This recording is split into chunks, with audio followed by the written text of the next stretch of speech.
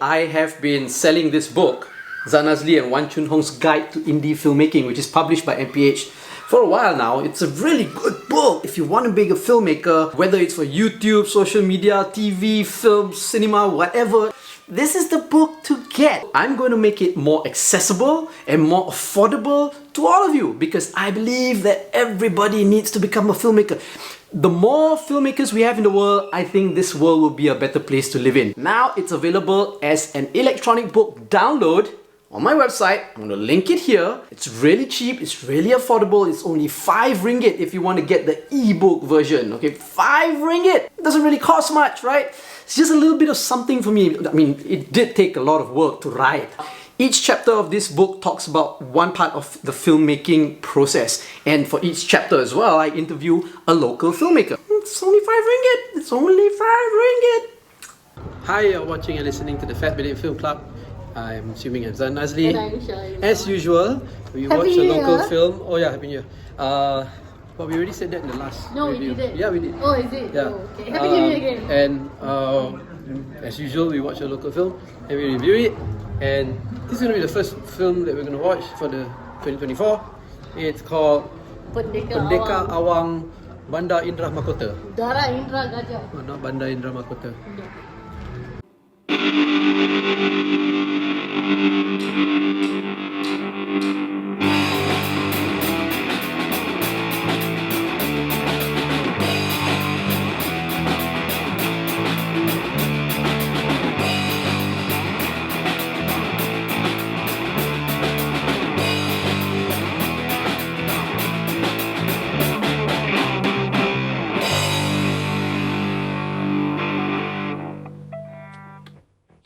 Okay, so we watch Pendekar Awang, Bandar Indera Mahkota. Darah Indera Gajah. No, I used to live in Kuantan, so Bandar Indera Mahkota is... He's from Pahang, yes. so I guess it's relevant. Yeah, and he's trying to follow my hairstyle. Yeah. Except very wildly unkept. Anyway. Okay, so this is directed by who? Some guy. I can't remember his name. A Malay guy. But okay, so what's it about? it is a continuation of bloody Mat Kilau. It's like a spin-off It's not a spin-off, it's a continuation because Mat Kilau chow already to go to Terengganu, and then this is what happens after Mat Kilau chow. He's one of Mat Kilau's gang. So his father is Tok Gajah. So okay, the story is about Awang, whose father is Tok Gajah lah, the one that was teaching Mat Kilau and Bito Kushairi. Tok Gajah is Mat Kilau's father. No. His father is Tok Gajah, no? No, wait. Hang on. No, right. Okay. So, his father is Namron. Yes. Who is somebody. Who was the guy that was teaching Mat Kilau and gang, right? Yeah. Or is it Tok Gajah is the one that's teaching Mat Kilau and gang? Also lah. Something lah anyway. They're all sekampung. Yeah. And he's like part of that crew lah that ran with Mat Kilau and Bito Kushairi and all of that. So like it starts with him having all this PTSD of what happened in Mat Kilau. Usop died. Somebody else died. Many of them died, right? Yeah. The first Mat Kilau. And then they introduced his brother, Tahir, who is played by Nadir Nasser, whom we know Project from High Project Council. High Council. The two main guys from Project High Council are there, the brothers. Yeah. No, it's Nadir Nasser and then the Barwa guy. Yeah. So, okay lah. So, anyway, so the story is about how they're trying to get... So, Mat Kilau has gone to Kelantan to go and get help to fight the British. And Tok Gajah is supposed to go to Terengganu.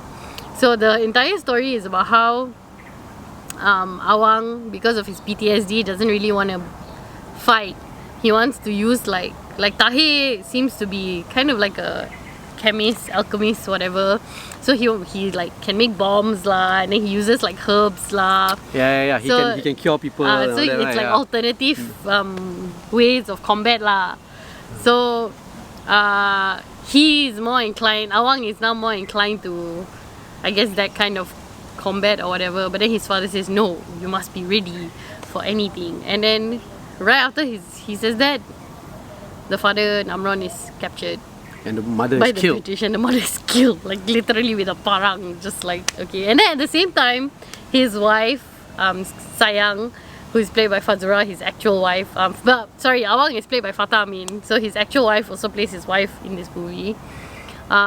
Is like training the women in the kampong how to fight. They seem to be archers. You know, they shoot a lot of arrows. Because you can't have women go into hand-to-hand combat because they're not strong. No, they also do hand-to-hand combat. There are women like fighting with swords. Oh God, yes. So it's all sorts of combat lah. But they seem to focus primarily on the archers. So so she's like also like training the women, and then basically what happens is that they need to get Tok Gajah to Terengganu, but the British are like foiling their plan. So the entire movie is just about that lah, how they fight to fend off the British so that Tok Gajah can successfully go to Terengganu to ask for Help. Yeah. Yeah. Okay, so what do you think about the film? What do we think about the film? A lot to say. Now I know you suggested, look, if it's... So you suggested something. You said, those films that are really, really bad, we can skip it lah, not watch and review. But I derive so much joy from watching really horrible local movies and then shitting on it. Those that are done intentionally bad lah, Okay, can you do so intentionally firstly, bad? I actually have good things to say about this film. You do? I do, only one part lah. I really like The women... yeah, the female empowerment thing was quite nice, because in the last film in Mat Kilau there was almost none of that. In this part they really seemed to she actually played quite a prominent character, and she was quite strong, and it was quite nice to see lah. Yeah, that's true. So I will acknowledge that. I acknowledge and I applaud that effort. I thought that the fight scenes were actually nicer than the Mat Kilau fight scenes, especially with the women. But then I could be biased because I just thought that it was really cool. I don't know, the acting was, but that's the only good things I have to say about it. Sorry. So, okay, what do we think of the film? First of all, the world did not need a sequel to Mat Kilau. We'll start with that. No one needed the sequel. They learned something though. They put a slate right before the movie started by saying this story is inspired by true events, but the stories were dramatized and they are fictional and all that lah, right? Yes, and we salute all our local heroes. Yeah. Blah blah blah. Secondly, if Mat Kilau was all about racist propaganda... they also learned not to get Shamsul Yusof to direct it. So now it's some other person. Yeah. So if it was all about a very sense of like racism... This one is all about religious extremism. It's the same thing. Same thing, but done in an even worse way. This is like the B-grade Mat Kilau, I felt. Right? I felt like it was a B-grade Mat Kilau. Obviously with the messaging and the propaganda there, which I'm okay with. It's okay, films can have propaganda, can have, and yeah, I personally feel it's racist, but maybe people see it in different perspectives, which is fine because, then people who feel that it's wrong, then we can make our own film to counter that lah. Or we need to have the space then to also, have discourse and, comment about the film lah. So I started to think about this a little bit, just recently when we were watching this film yesterday, and how we think that the film is racist, right? And it's extreme and it has all this racist messaging, right? But then if you look at it in the context of the time that it's supposed to be set in, yeah, there is memang only that one dominant race, because Malaysia didn't exist then. The other races were maybe... Well, they were already brought in by the British. Yeah, they were already brought in, but not... And like the Chinese were already there, yeah. Yeah, but not as... Because, like they said, the Malays have been there for centuries or whatever. Okay lah, debatable, blah blah blah. But the point of it is that the history that they're trying to portray is that the Malays were here and the British were pushing them out.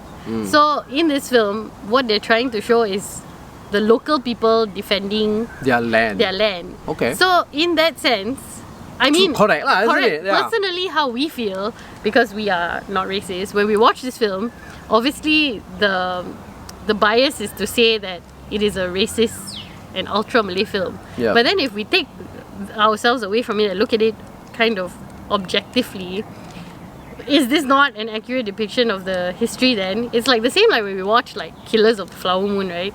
It's also like the natives versus The whites. the whites or the westerners or the whatever. And when we watch that film, we don't say it's racist pula. But when we watch this film, we're like, oh, it's super racist because we are Malay and we don't have these like Right. ideals. But in that setting, is the film racist? So that's the thing. Just like what I said when we reviewed Mat Kilau as well, it's coming out. Okay, a film can depict history, right? Historical events and all that, and I guess it can carry the spirit and the mood. That's why I'm okay for the film to come out. The film is okay to talk about things like this, but then you need to give space for the public, because the film is released for the public to watch, right? Now, it has a storyline, it has ideas, it has philosophy, it has whatever lah, you know. So you need to give space for people to discuss it, like what we're doing now. You know, you're discussing it, which I think is a valid point. So whatever messaging that the filmmakers have, valid too, let them have their say. But then other people with counter arguments or counter opinions and thoughts should be also given space to talk about it. So like when I mention the racism, like just like Mat Kilau, right? You put that film and you show it to an audience now, today, especially in the context of Malaysia now. And then you have, okay, there are scenes in the film, right? Last night, when we watched the film, remember there was this one scene where Awang fights with this Chinese guy. No, one with the- it's Ibrahim. Ibrahim fights Oh, Brahim, the Chinese yeah, guy. Fatah Amin's brother, Awang's brother. They're one-on-one fighting. He has this Wong Fei Hong haircut, you know, where half the head is shaved and then got the tochang, right? And then he obviously is being paid by the British lah, then the Chinese guy, right? So they're fighting, right?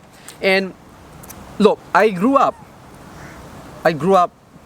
for a long time. You've grown up already. I'm grown up already. I mean, I lived through the late 70s, the 80s, the 90s, the early 2000s. Now it's 2023. Now, you put that scene together, and someone like me in my mid-40s, growing up in Malaysia, it brings up so much context and what for me, because it's this Chinese guy who obviously is fighting in the Chinese way, right? And it's this Malay guy who's obviously fighting in the Malay Silat way. And then they're having conversations, right? They have dialogue when they're fighting. And then, okay, obviously the Malay guy wins. And the Chinese guy loses. And the Chinese guy goes on a spiel saying, oh, I will never look down on Malays anymore. I understand that the Malays are fighting just for their rights and just for their land. And they are what? You know? Good warriors. They're good warriors. And I admire that. So I will not. So it's, you know what I mean? And you put it in the context of showing an audience today, it has different connotations. Yeah. And me growing up for the last 45 years, we always hear stories of, like, you know, you go to school and kids are telling stories about, oh, Bruce Lee actually fought a silat, Pendekar silat last time, you know, wanted to see which is stronger, Kung Fu or silat and all that. Actually, Bruce Lee lost, you know, but of course they don't want to publicize that lah. Oh, this Tok Guru actually won using silat and all that. So we hear all these stories growing up. Why? Because, now again, these are stories, you know, which is not wrong, because it's pride, it's, you know, identity and all that lah, you know. But when you put it into a film and you formalize it in that way, in the social context that we're living in Malaysia today, the connotations is so different. Yeah, which brings me to the conclusion that I landed on, which was this. Okay. It was okay to have the film have Malays versus colonizers, but it was not okay to treat the film the way it was treated. Yes. So the treatment of the film and the style of the film is what is racist, but not so much the narrative. Right. Yeah, because like you said lah, in the dialogue, in the not so much the plot lah, but in the dialogue, in the direction, in the stylizing of the film overall, is already just having that very two-dimensional heroes versus villains context, and then very dramatized on the villain's part. So kind of this new trend that started in like the last 10 years maybe of like humanizing the villain. So you have all these origin stories like Maleficent lah, whatever lah. Whereas like here, Loki and all that. Yeah. there's nothing. The villains are just villains. They're just greedy white people that want, you know, our natural resources. And then the Malays are just only that only. There's only one dimension to their character, They're which is just that pure. they must live and die Islam. for this land. Yeah, they're just And so for pure. Islam. But everything's grey, Yeah, black. but everything is. yeah. But the Correct. truth of the matter is, that's not how it really goes down. What? Human Because- beings are complex. Yeah, You know. and the Sultans did speak to the British. They did Yeah. negotiate with the British. In the end, also, how we managed to get independence was a negotiation by a Malay man with the white people. Yeah. So, like, is it fair for you to treat a piece of history, inspired or otherwise, so One-dimensional. one-dimensionally Yeah. like this? That is what is racist about it, lah. Because Yes. it's clear that you are using this small piece of history to sort of advance your own agenda, your own extremism, and your own like propaganda of Correct. today. Yeah. So you're right. It's not fair to make a film like this in this day and age about Malaysia. Correct. Because, like you say, the Malays are not just how it's portrayed there. The British or the colonialists were not just how it was portrayed in that story. Correct. Like, for example, remember there was that scene like almost like the Freemason wearing masks and all that coming in. Now, you honestly, how real do you think it is? They really come in with an evil plot in their minds. It's so comical. And speaking Malay in their own Freemason little. And how come the British have American accents? Nah, You know? also that. Yeah, but you cannot actually accept that that's reality. We are evil. We want to kill them. We want to slowly inject negative influences in their societies. De-Islamatize, No, it doesn't whatever. work that way. Yeah. Right? It doesn't work that way. This is so comic. It's like a cartoon. Yeah, the and- movie is so and- cartoonish. Colonization and whatever is much more complicated and complex lah, which this film didn't do any of that justice lah, which of course they're going to say, but it's just inspired by what? It's just a story. Yeah, they But do a smart story if you it's- actually have a smart agenda that It you was want to. lazy, it was It's lazy. lazy It's writing. lazy writing, lazy understanding of history, lazy understanding of characters. And very transparent in what the film was really Yeah. trying to do, which is to say that it was trying to foster, again like Mat Kilau, Malay extremism lah. Yeah. So that's why I think this is a dumber version of Mat Kilau. Yeah. As much as I don't agree with the story, the messaging in Mat Kilau, it was still done better than this one. So it's a good thing that this film is not as heavily publicized as Mat Kilau. We went in, it just came out yesterday, is it? Yeah. And there was only half the cinema was full, barely like a quarter. Yeah. So hopefully it won't do Yeah. well lah. Yeah, there's so many things that I want to poke fun of too. Like, they're so anti-British, so anti-colonialism, but guess what? English subtitles, which is fine. Now, here's the thing. They go out, so Awang and his brother or whoever, the orang kampung went to go hunting, right? And they catch landa. Dua ekor landa. Guess what they translated landa as? Porcupine. Hedgehog. Oh. And where does hedgehogs come from? The British Isles. We don't have hedgehogs in Malaysia. Hedgehogs are those small, round, small The white colour one. rodent creatures, you know. Landas are porcupines. You know what I mean? This Yeah. because I'm already so annoyed by the film. I notice all these kind of things. You notice the English spelling of coal mine. Cold It's a coal mine. That's how they spell coal. Cold mine. As in coal, C-O-L-D. Alamak, you know. So, how you gonna? And you want people to take it seriously? A little bit difficult, lah. You know. You want to tell a certain story. You need to understand the story. And then this is how you You want know? to celebrate Malay warriors. Really, Ah. I don't know. Yeah, and the acting was horrible. Like, I don't It know. was too much. Everybody was over. Semua orang dalam wayang ini bercakap dengan penuh dramatis dalam gaya dramatis yang sering ada dalam drama-drama minggu ini di setiap channel-channel TV di Malaysia dari tahun 80-an hingga ke 90-an dan kadang-kadang juga sekarang. And now you must recite a line from the Quran. Yes. And they all just talk this way. And you know Throughout the whole film. throughout the whole film. Gila penat, sial. And they Oh my over-dramatize. God. They love over-dramatizing the dying. There's a lot of screaming. Tikam, you know, tikam. Screaming, Oh, screaming. oh. Just so much screaming. You know how you watch those Malay dramas where they think that acting like how they're going to die is very dramatic and Yeah. that shows their acting skills. Oh, like that. Over. And then when you are Yeah. reacting to the person dying also, it involves screaming. Instead of actually doing anything, you just A lot of banging of the scream. fist on the ground. Yeah. Like the father dies. There's right? a lot of toxic, so much toxic masculinity. All the men in this film need to go to therapy because they're just shouting all the time. Overacting, over dramatic. 70% of the film was Fatah Amin screaming. Yeah. the narrative also was not a good flow lah. Aiyo, I didn't know. Yeah. It was almost 2 hours long, you know. Yeah. Thank God for popcorn. It was very long. Very To kill the long. time, you know. I didn't think it was a very good film. It was very, I don't know.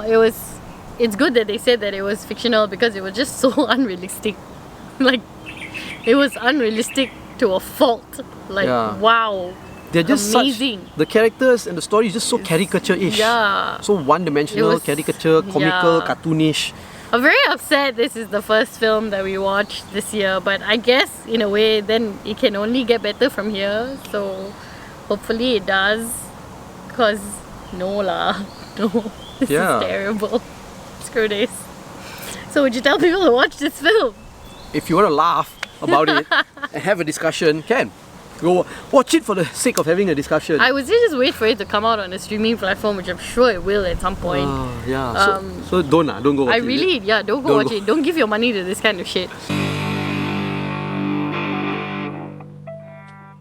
Don't encourage Yeah. this kind of nonsense in the cinema. Like, there were good films last year that came out that didn't get the traction that they needed in the cinema that are now on streaming platforms, and those films deserve your money. This film does not deserve your money. It's not getting the hype that Mat Kilau got. Good. Too. Yeah. Good. Really great. Wonderful. So, yeah. Don't watch this film. Don't watch. It's my final verdict. Yeah, but I still stand by the fact that hey, freedom of speech, make a film, you know? Yeah, Make your film however you want to make it, but Great. you got to be open to criticism also lah. Also make it well Yeah. lah. Yeah, You know, make if it you're gonna well. make a film, Make it spend well. so much money. Yeah. Make it well. You know what? To think about these people, right? They probably in their heads think that they did quite well. You know, they did as much as they could, as best as they could, which is fine lah. You know, but then Yeah. you have to accept that because it's for the public will have comments lah. Yeah. So yeah, okay. Yeah. So that's it lah. Okay, so let us know what you think. Right? It's quite a good review. This is a good review. Yeah. I'm very happy to be reviewing things with you. Really? How long have you been together? 6 years? This would be our 6th year married, 7th year together. Wow. I love her. It's nice. I like doing things with her, so it's fun. So let us know what you think. You know, You do. comment. You know, like this video. Don't like this video. Subscribe to the YouTube channel. Don't watch this film. Follow us on all our social media platforms or get everything at fatbidin.com. You've been watching and listening to the Fat Bidin Film Club. I'm assuming I'm Zan Nazli. And I'm Sheryl Ibstawan.